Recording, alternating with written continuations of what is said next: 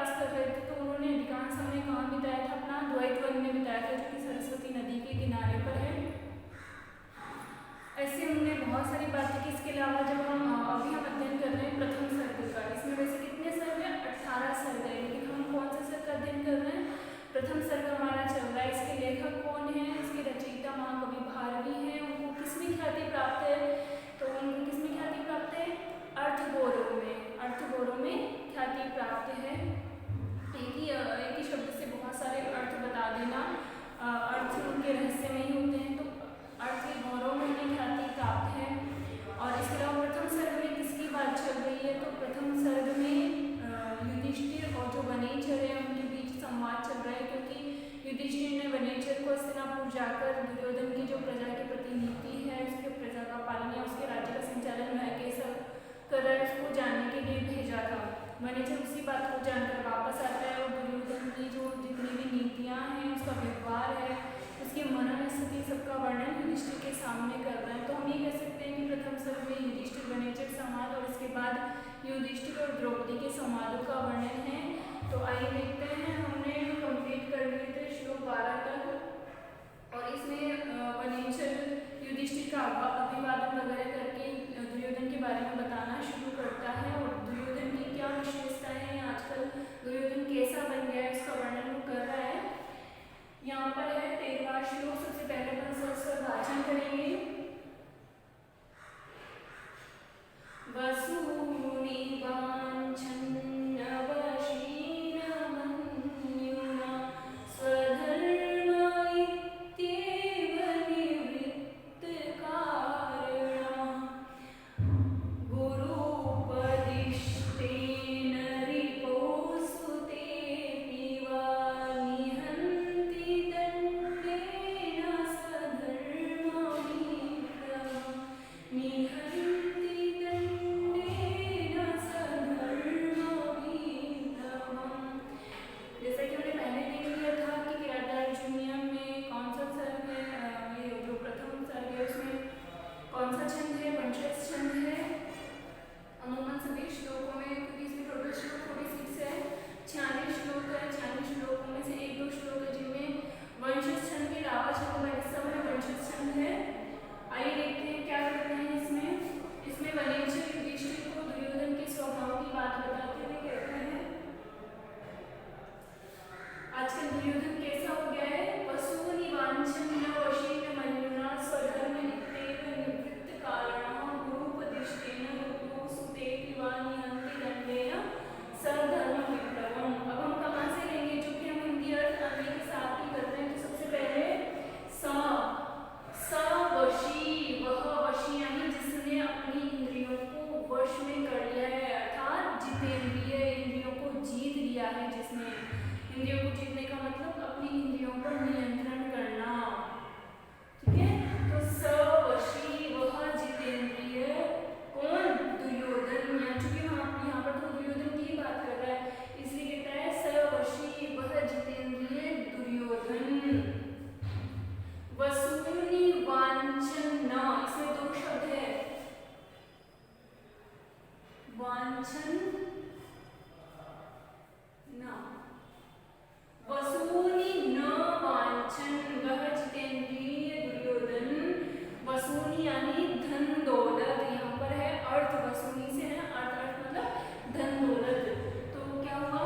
वह जितेंद्रिय दुर्योधन वसूनि यानी धन दौलत इत्यादि को न वांछन नहीं चाहता हुआ, उनका लोभ नहीं करता हुआ, न मन्युना और ना ही मनना यानी क्रोध के वशीभूत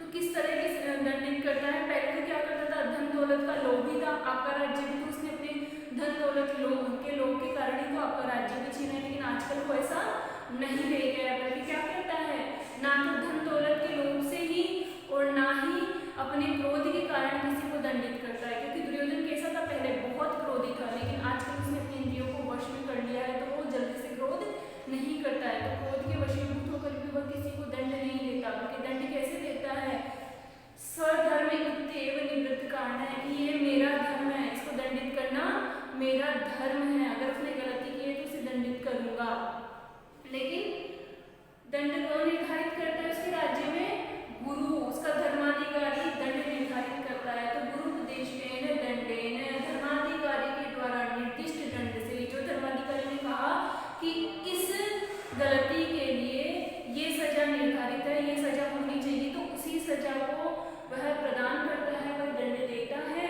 और दंड देते हुए वो ये नहीं देखता कि ये मेरा शत्रु है अथवा मेरा पुत्र, बल्कि शत्रु और पुत्र में भी धर्म के उल्लंघन को, धर्म विप्लव यानी धर्म के उल्लंघन को रोकता है। अगर शत्रु है लेकिन उसकी गलती, धर्म का उल्लंघन रोकता कैसे, इस चीज को हम देखते हैं कि अगर मान लो शत्रु है उसका, लेकिन शत्रु को यूँ चाहे कि नहीं इसको तो फांसी पे चढ़ा दिया जाए, जबकि उसकी गलती छोटी सी है, उसे क्षमा भी किया जा सकता है।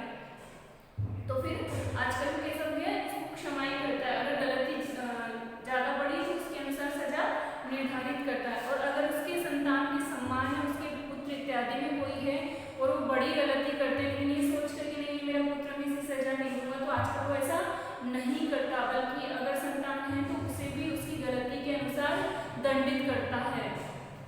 तो वह क्या करता है, आजकल वह अपने पुत्र और अपने शत्रु में भी धर्म के उल्लंघन को रोकता है, धर्म का उल्लंघन नहीं होने देता, धर्म के अनुसार ही उन्हें दंडित करता है, जितनी गलती है उतनी ही उनको सजा प्रदान करता है। इस तरीके से दुर्योधन क्या कर रहा है, प्रजा में अपने विश्वास को और बढ़ा रहा है, प्रजा में अपने विश्वास को दुगुना तिगुना वो बढ़ा रहा है, ताकि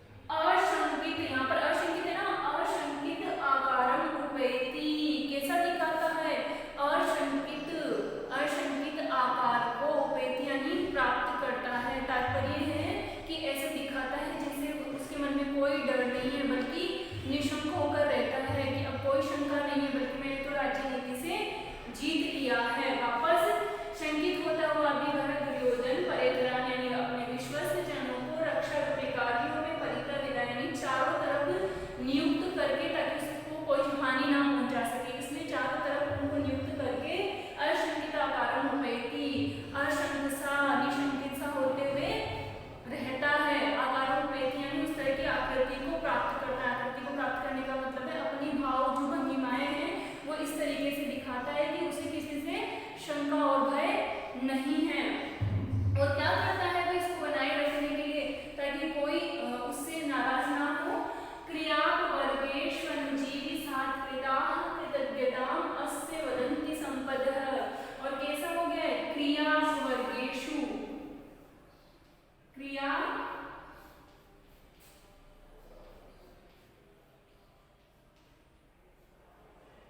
अपवर्गेषु, यहाँ पर जो श है उसमें उ है, ठीक है, तो यहाँ पर उ और इसका अ मिलाकर व बन जाता है। कैसे, ये तो गया शु और अनु जीवी प्लस सात्कृताः,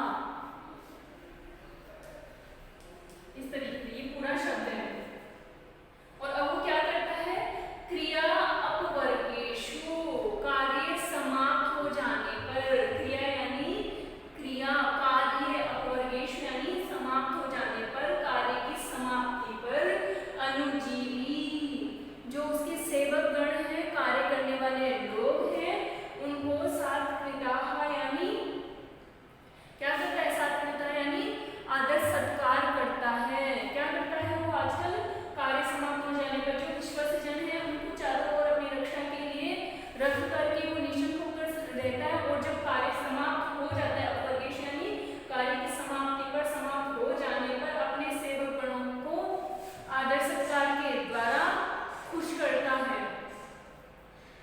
कृतज्ञताम् अस्य वदन्ति संपदः, कृतज्ञताम् अस्य, यहाँ पर दो शब्द है, अस्य वदन्ति संपदः, अस्य यानी इसकी, किसकी अर्थात दुर्योधन की, इस दुर्योधन की कृतज्ञताम् यानी कृतज्ञता को, वदन्ति यानी कहती है, कौन, संपदः संपत्तियां, कौन सी संपत्तियां, जो उसने अपने सेवकों को आदर सत्कार के रूप में दी थी ना, वो संपत्तियां। वापस कर लेते हैं इसका, कार्य की समाप्ति पर अपने सेवकों को दी हुई जो आदर सत्कार है, उस आदर सत्कार के फलस्वरूप अपने सेवकों को, वापस कार्य की समाप्ति पर अपने सेवकों को आदर सत्कार के फलस्वरूप दी हुई जो संपत्तियां अर्थात धन दौलत है, वही उसकी कृतज्ञता को प्रकट करती है, बोलती है।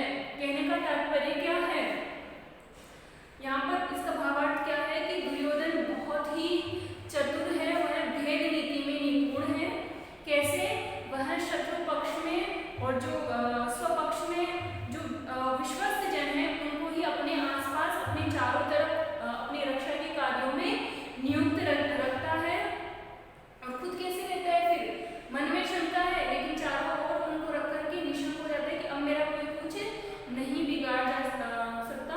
और जब ऐसा उसका कार्य सिद्ध हो जाता है, उसके कार्य का जब समापन होता है रक्षारूपी कार्य का, तब वो क्या करता है, केवल अपने सेवकों को अपनी मधुर वाणी से वो सम्मानित नहीं करता, क्योंकि वह जानता है कि सेवक गण केवल मधुर वाणी से ही संतुष्ट होने वाले नहीं है। सेवक गणों की क्या होती है, जो अनुचर होते हैं, अनुजीवी होते हैं, उनकी मनस्थिति ऐसी होती है कि उन्हें के धन दौलत चाहिए होते हैं, अर्थ की प्राप्ति के लिए वो कार्य करते हैं, तो वो केवल मधुर वाणी से उन्हें सम्मानित नहीं करता, अपितु धन दौलत देकर भी उन्हें संतुष्ट करता है। और यही धन दौलत देना ही उसकी क्या प्रकट करती है, उसकी कृतज्ञता को। कृतज्ञता का मतलब होता है किए हुए उपकारों को मानने वाला कौन कहलाता है, कृतज्ञ कहलाता है।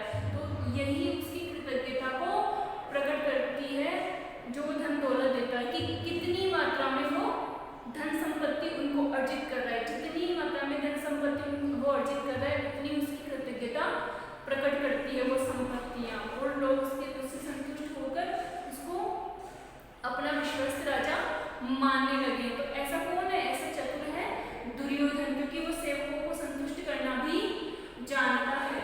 अगला श्लोक है अपना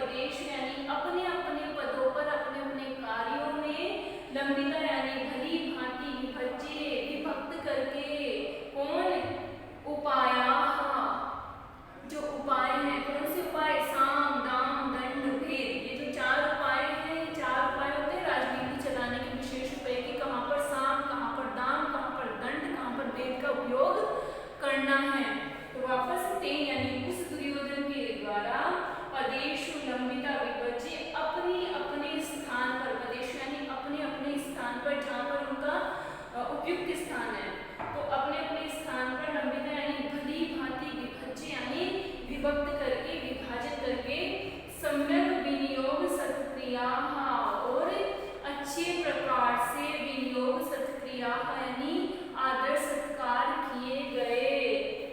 फलन्त्युपाया यहाँ पर है ना, तो ये हो जाएगा फलन्ति प्लस उपाया। जो उपाय है वो वापस बताएंगे, एक बार इनका विच्छेद कर लेते हैं। यह है परिभ्रमितायति,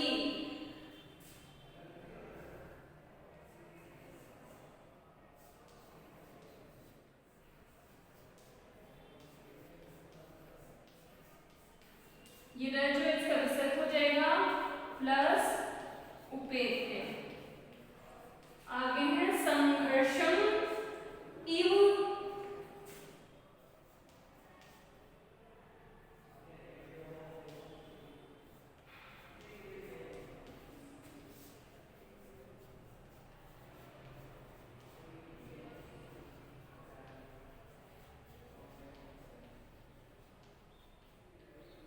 अब हमने पहले से विच्छेद कर लिया, हम आसानी से इसका अर्थ कर सकते हैं क्या, तेन यानी उस दुर्योधन के द्वारा अपने अपने जो उचित स्थान है, लंबिता पदेशु भी कर सकते हैं हम इसको, लंबिता पदेशु अपने उपयुक्त पदेश यानी स्थानों पर विभज यानी विभक्त करके सम्यक विनियोग सत्क्रिया और अच्छी तरीके से आदर सत्कार करने के समान उपाय यानी जो उपाय है, कौन से उपाय, साम दाम दंड और भेद, ये उपाय होते हैं राजनीति में सफलता प्राप्त करने के लिए। तो जो ये उपाय है, ये जो साम दाम दंड भेद है, ये चारों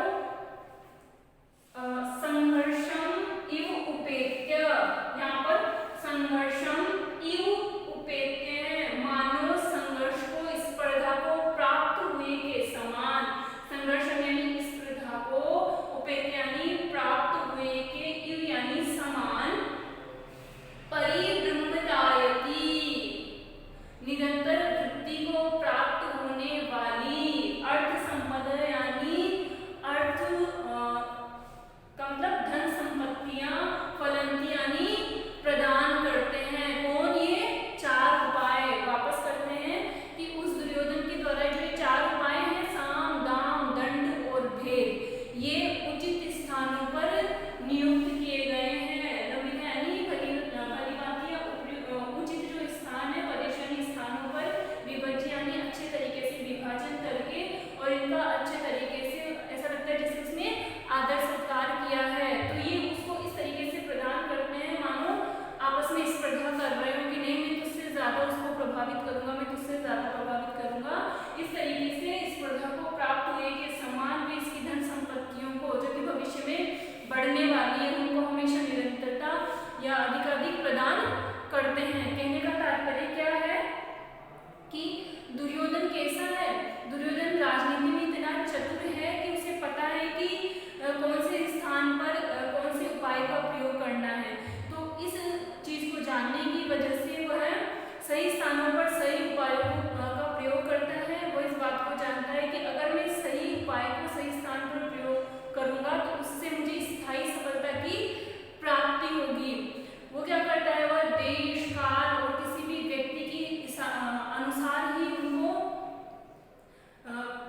इनका ठीक ठाक विभाजन करता है।